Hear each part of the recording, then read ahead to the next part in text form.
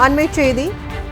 தமிழ்நாட்டில் காவல் மரணங்கள் தொடரும் நிலையில் முதலமைச்சர் விஜய் எப்போது வாயை திறந்து பேசுவார் என்று திமுக தலைவர் மு.க.ஸ்டாலின் கேள்வி எழுப்பியுள்ளார். எதிர்க்கட்சியாக இருக்கும்போது சாரி சொன்னால் போதுமா என என்னை பார்த்து வீர ஆவேசமாக கேட்டவர் முதலமைச்சரானதும் எங்கு ஒளிந்து கொண்டிருக்கிறார் என்றும், அக்கௌண்டபிலிட்டி, அப்பாலஜி முதலமைச்சருக்கு பிடிக்காத வார்த்தைகளின் பட்டியலில் இருக்கிறதா என்றும் திமுக தலைவர் மு.க.ஸ்டாலின் கேள்வி எழுப்பியுள்ளதை அண்மை செய்தியாக பார்த்து வருகிறோம்.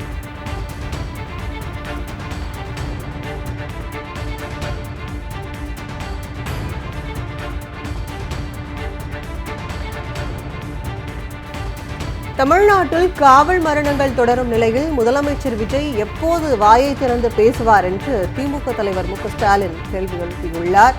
எதிர்க்கட்சியாக இருக்கும்போது சாரி சொன்னால் போதுமா என என்னை பார்த்து வீர ஆவேசமாக கேட்டவர் முதலமைச்சரானதும் எங்கு ஒளிந்து கொண்டு இருக்கிறார் என்றும், அக்கௌண்டபிலிட்டி, அப்பாலஜி முதலமைச்சருக்கு பிடிக்காத வார்த்தைகளின் பட்டியல் இருக்கிறதா என்றும் திமுக தலைவர் மு.க.ஸ்டாலின் கேள்வி எழுப்பியுள்ளார். மேலும் உயிரிழந்தவர்களின் குடும்பத்தினருக்கு ஆறுதல் சொல்லக்கூட மனமிறங்காத படுபாதக தாவேக அரசை வன்மையாக கண்டிக்கிறேன் என்றும் திமுக தலைவர் மு.க.ஸ்டாலின் தெரிவித்துள்ளதை அண்மை செய்தியாக பார்த்து வருகிறோம்.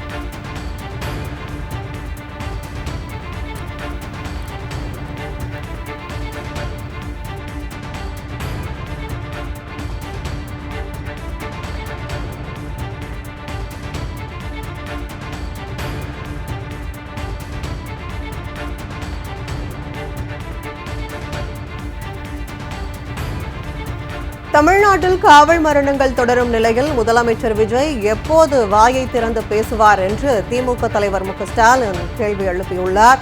எதிர்க்கட்சியாக இருக்கும்போது சாரி சொன்னால் போதுமா என என்னை பார்த்து வீர ஆவேசமாக கேட்டவர் முதலமைச்சரானதும் எங்கு ஒளிந்து கொண்டிருக்கிறார் என்றும், அக்கௌண்டபிலிட்டி, அப்பாலஜி முதலமைச்சருக்கு பிடிக்காத வார்த்தைகளின் பட்டியலில் இருக்கிறதா என்றும் திமுக தலைவர் மு.க.ஸ்டாலின் கேள்வி எழுப்பியுள்ளார்.